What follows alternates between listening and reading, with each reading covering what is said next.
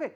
So, from the last lecture, if you use the time frequency sampling, that constant, that we said that LW, the dissemination in time should be less than equal to 2 pi by the bandwidth of the analysis window, and we said that NW, or you can say 2 pi by NW must be less than equal to 2 pi by N.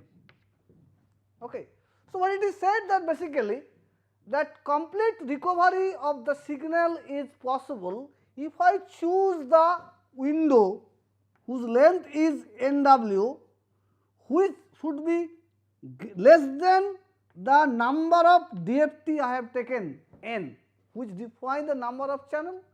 And so, if I say that I have a 16 kilohertz pitch signal, and if I take 20 millisecond window, so length of the signal is nothing but a 320 sample. If I take the DFT length, N is equal to 512, that means this is NW, this is N. So, NW 2 pi by NW must be less than equal to 2 pi by N. Okay. And I said that LW must be 2 pi by B. So, how much dissemination in time is possible? How much dissemination in time? How much dissemination in time is allowable is defined by the omega c, which is the bandwidth of the analysis window. So, if it is Hamming window, then bandwidth B is equal to 8 pi by NW. So, LW should be 2 pi by B is equal to NW by 4. So, 75% overlap. So, LW is equal to 75% overlap, up to 75%. Okay? So, this way we can find out the time and frequency sampling. Okay? So, let us not go, sorry, I have done mistake. This is should be, this should be 2 pi by NW must be greater than or equal to 2 pi by N. This is given in the slide. So, there may be a mistake in what I am writing in the board. Okay. So, time frequency sampling is there. Now, suppose I want to write down that overlap add method in algorithm. So, if you see, if you go through this slide, you can get the algorithm. Okay. So, this is given. By this way, you can write a program for your synthesis. Okay. Now, I come to the application of this. So, summary, in summary OLA method, the no time aliasing if window length NW is so that 2 pi by N is less than equal to 2 pi by NW. Okay. And no frequency domain aliasing occur if that omega c is equal to 2 pi by L. So, if 0 are allowed omega c, then condition 2 can be relaxed. Okay. Now, in summary FBS method, the 2 pi by N, this one NW is greater than equal to N. Okay. If 0 in Wn are allowed, then the condition 2 can be relaxed. Okay. So, now I come to the short term Fourier transform magnitude. So, okay, before that we should explain it. So, what I said that x of nk is nothing but a complex number Fourier transform. So, every Fourier transform component has two parts, one is called magnitude and another is called angle phase.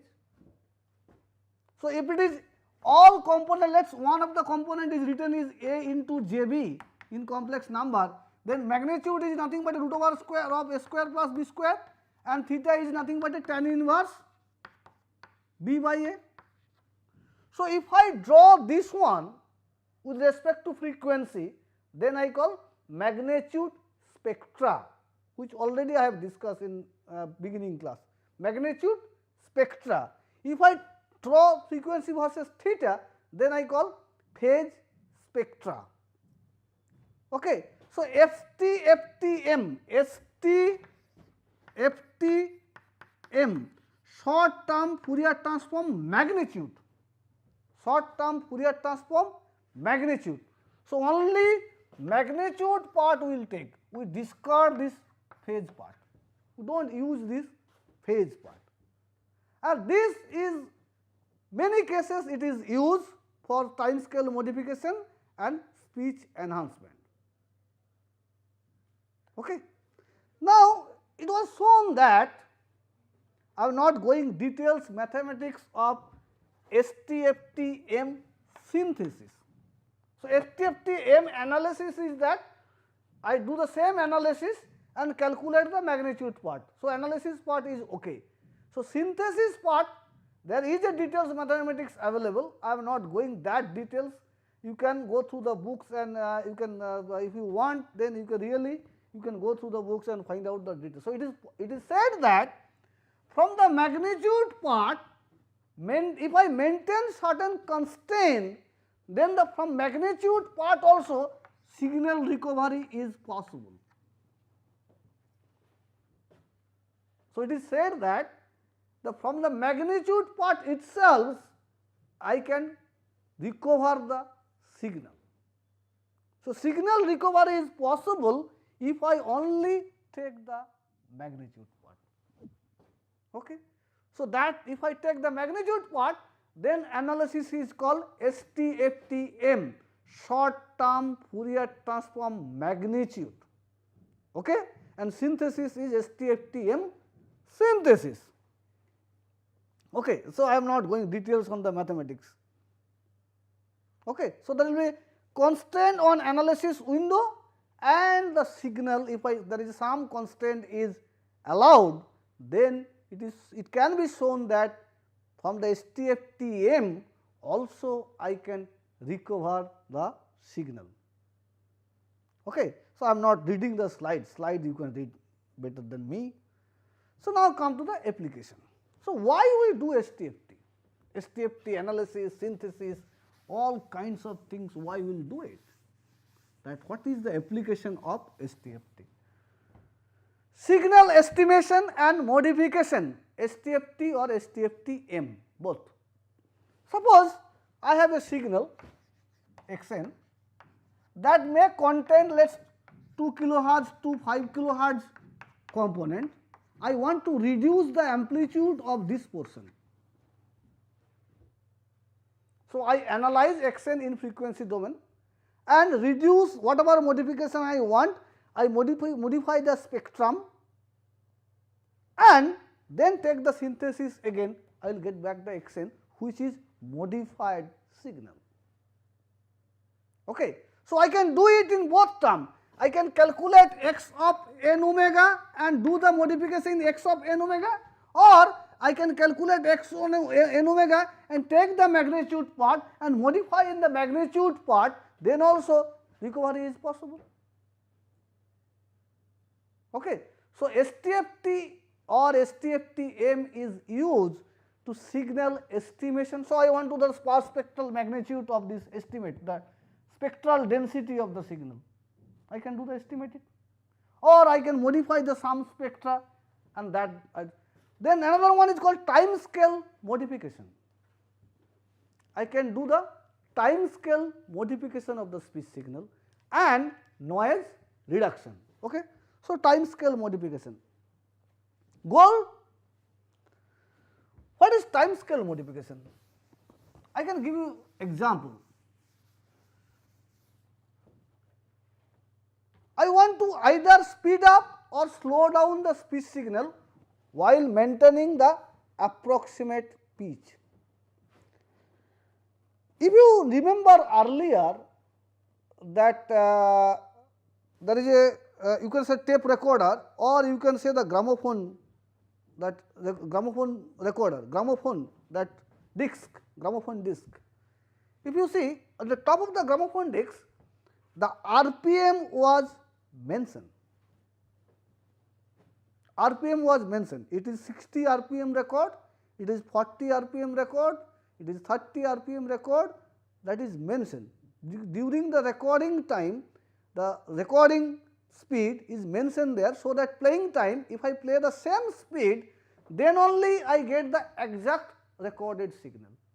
If I increase the speed, what will happen? So, suppose there is a 3-second signal is there, now I increase the speed. So, suppose if I increase the RPM, so if there is a 5 track is 3 seconds, now increase the RPM, time will be reduced, speed up, so time will be reduced. So, instead of 3-second song, I can get 2.5 second song, or let us 2-second song. If I modify more, then what will happening? Once I increase the speed, the spectral characteristics of resampling, that is nothing but resampling, spectral characteristics also changing. So, the fundamental frequency of speech is also changing. So, that is why when you play a 60 RPM record in 40 RPM, what will happen? If it is 60 RPM was there, you quickly play it, so fundamental frequency may shifted to female voice. You can do that. So, male voice become female voice become male voice. This is happened in cassette also. If you see the cassette, if your tape recorder is very low, very old, then if the motor speed is changed, then the quality of sound is changed. Okay. So, sometime I want time scale modification. Suppose you experience with the movie, if you know that first you have done that acting and then the voice is synchronized with your acting. Okay. So, suppose when you dub it, that time you found that recorded speech is slower than the movement of the lip during the acting. So, what I want let us the recorded speech little bit faster. So, I can play it fast, that much changing the sampling, resampling it, or what I can do, I can cut some portion. Okay. So, that is called time scale modification. So, in time scale modification, cut and paste. Suppose I have, this is my voicing segment. I say something and there is a voicing segment. This voicing segment represent, this to this represent is let us 1 second. If I want to match with the lip movement in the video, I have to make it let us 50 instead of 1 second, I have to make it 0.8 second. So, how can I do it? Either I can cut some portion of the signal and add them. If I cut, then I can paste them. So, if I cut in arbitrary position, what will happen? There may be a pitch mismatch. A half period is cut this side and half period is cut this side. So, there is a pitch mismatch. Okay. Also, if I want to expand it, let us 1 second I want to make it 1.2 second. So, what I will do? I will cut some signal from here and paste it here. So, at that boundary there may be a pitch mismatch in adjacent frame or this boundary. So, there may be a pitch mismatch.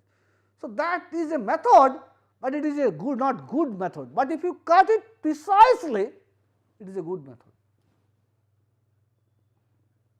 I can show you in next class, if I take, I show you in using a cool edit, I can cut exactly one period of voice and paste it. I can show you how it should be cut. Okay. So, if it cut in arbitrary position, there will be a problem. Then they said, how do I solve it? If you see any speech signal, if you see, if you remember the opening, closure and opening of the vocal fold. So, if you see, if I want to see the vowel a, it will look like this, vowel a. So, this is a complete period. Again, it will be look like this. Now, suppose I cut in here and cut in here and cut it out. So, what will happen? This is half pitch, this is also half pitch. So, that will be pitch mismatch. Okay. So, to avoid the speech mismatch, next method is called PSOLA, pitch synchronous overlap add method. Details I will discuss these things during the speech synthesis. PSOLA, TD PSOLA, ES NOLA, all we have discussed. So, pitch synchronous overlap add method, then they said, if I able to find out the epoch point, the closing and opening point of the vocal hold from the signal, then I can synchronize the pitch. So, I can exactly cut one period, then no problem.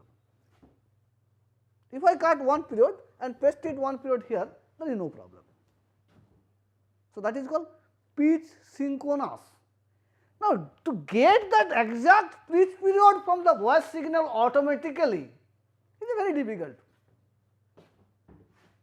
So, estimation of pitch synchronization, or you can make the pitch synchronization, is very difficult. So, that is why this process is also very difficult. Other is called STFTM synthesis. To avoid speech synchronous problem, use only the magnitude spectra of the frame. From the magnitude spectra, it is possible to synthesize the speech signal. So, compute x of n L omega at appropriate frame interval or dissemination rate and appropriate window length and appropriate, you can say, the length of the DFT. Then modify dissemination rate with the new rate m equal to L by 2 to speed up factor by half, and then take the inverse transform and estimate the signal. So, STFTM I can use to time scale modification of the speech signal. If you see it here, so this is dissemination in time in L. So, this is L, 2L, 3L, 4L, 5L, 6L. Now, once I synthesize time, I make the dissemination time is L by 2. So, it is half m, 2m, 3m, 4m, 5m, 6m. So, I can say squeeze the number of samples. So, I can speed up the signal. If I want to slow down the signal, so instead of half, I can say 2L. So, it is double. Okay. So, this way I can do the time scale modification of the speech signal, which is the application of STFTM. So, this is the block diagram. Okay. Next one is the noise reduction. You know that in Cool Edit there is also a button called noise reduction. So, suppose I have recorded a signal, speech signal, this silence, then I start recording, this portion I have not speak anything, then I start speaking. So, the noise in the silence region also is here, in noise also there. So, noise is heard submerged during the speech and the speech is going on. I want to remove the noise. If I consider the noise is stationary signal, that means noise is not changing over the signal, then I can estimate the noise power from this silence zone and subtract it from the spectral information of this speech, and again resynthesis, I can remove the noise. So, what I will do? I first estimate the noise power by analyzing this portion, take a single window on this portion, and I can estimate that n omega. Then I apply that noise estimation. So, noise estimation is, let us SB, SB is the noise estimation. So, I can subtract the noise estimation from the signal, spectral estimation, and I resynthesis it, I can get back the signal, the noise is removed. Okay. So, this way there is a lot of algorithms you can develop. So, there is a algorithm, there may be a complex procedure I can find out, I can estimate the noise in different way, I can subtract not full. So, what is the problem is that if the noise, if this is a noise and speech signal contains a sibilant sound which is also a noise, if I subtract it, the sibilant sound may go. So, this is the problem. So, then lot kind of estimation I can say, okay, if this is a sibilant sound, then do not subtract this. So, those kind of algorithm I can write and I can remove the noise from the speech signal. Okay. So, STFTM can be used, or STFT can be used for noise reduction, time scale modification, speech enhancement, all those things. Only things is that resynthesis is done by OLA method, overlap add method, or FBS method. OLA method is recommended. You can write an OLA method algorithm to reconstruct the, because I have to get back the signal again. Okay. Only reconstruction is only possible if I suitably choose the window and also the shifting of the window. So, that is why if you see in any parameter extraction we do the frequency analysis of the speech signal, what we done. So, suppose I have a long speech signal, this is 4800 sample which is 16 kilohertz sampling rate and 3-second signal. So, I have that number of sample. We have not taken all sample at a time and do the frequency analysis. What I will do, we will divide this signal with a frame rate and window length. So, we choose a window length, analysis window NW is equal to let us 20 millisecond. Okay. So, NW is equal to 20 millisecond. Okay. Then what we will do, one kind of window we use, either Hamming window, Hanning window, or rectangular window, any kind of window we can use. Okay. Depending on the window that define me the omega c. So, L is equal to 2 pi by B. So, that define me what kind of shifting is possible. Then I shifted the signal that way, then take another window from here to here. So, if it is 10 millisecond is shifting, so this is 10 millisecond. So, again 10 to, so this is 10 millisecond, this is 20 millisecond. So, I can, first window is 0 to 20 millisecond. So, first window, first frame, frame 1, 0 to 20 millisecond. Second frame, 10 to 30 millisecond. So, I take 10 to 30 millisecond. Third frame, 20 to 40 millisecond. So, I can instead of millisecond, I can number of sample I can do. Okay. So, I said 100 frame per second, that means the shifting of the window is 10 millisecond. If I say I want 200 frame per second, shifting of the window I can easily understand 5 milliseconds.